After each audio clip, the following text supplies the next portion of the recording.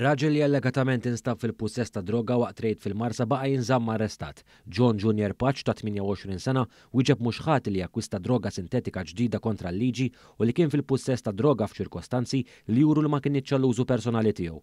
Dawn ir-reati kienu aggravati minħabba l-fatt li r-reat seħħ mal-100 metru bot minn post fejn jinġabru żgħażagħ u ġie akkużat ukoll li kiser kundizzjonijiet imposti fuqu mill-qorti fuq reati passati. L-arrest tiegħu seħħ wara rejd li sar fuq informazzjoni anonima li waslet lill-pulizija dwar attività suspettuża marbuta ma' droga fi sqaq il-ġerrejja fil-Marsa. L-imputat instab ġo stalla flimkien ma' tfajla tiegħu li hija minuri u tinsab fl-aħħar fażijiet ta' tqala flimkien ma' raġel ieħor li kien imur regolarment. Il-pulizija ffukaw it-tfittxijiet tagħhom taħt tapit faċċata tal-istalla u f'kaxxa li kienet quddiem l-arloġġ tal-ilma. It-tfittxija rriżultat fil-pożittiv meta l-pulizija sabu boros ta' kannabis sintetika, boros żgħar li jintużaw biex titqassam id-droga, imwieżen tal-użin u madwar 2000 euro fi flus kontanti. Kemm Patch u anke r-raġel ieħor ġew arrestati iżda f'dan l-istadju kien Patch biss li tressaq il-qorti. L-investigazzjonijiet għadhom għaddejjin u jaf jinħarġu akkużi oħra fi żmien li ġej.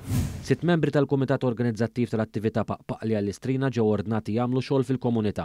Meta kompla jinstema' l-każ il-ħamis 6 mill-organizzaturi tat-tim li ħaħsib dan l-avveniment ammettew li b'mod involontarju kienu waslu bis-26 spettatur weġġew meta l-Porsche li kienet qed tinstaq minn Paul Bailey baqgħet dieħla fil-folla. Bejniethom ġew ordnati jagħmlu 2275 siegħa xogħol fil-komunità. Il-membri kollha tal-Kumitat Organizzattiv flimkien ma' xufier Paul Bailey kienu ġew mixlija b'akkużi simili, kollha kienu wieġbu mhux ħatja. Tul is-snin il-każ ħaxera differenti meta Bailey biddel l-ammissjoni tiegħu u ammetta l-akkużi xarejn ilu. Meta l-każ kompla llum 6 membri oħra resqu l-quddiem u ammettew l-akkużi.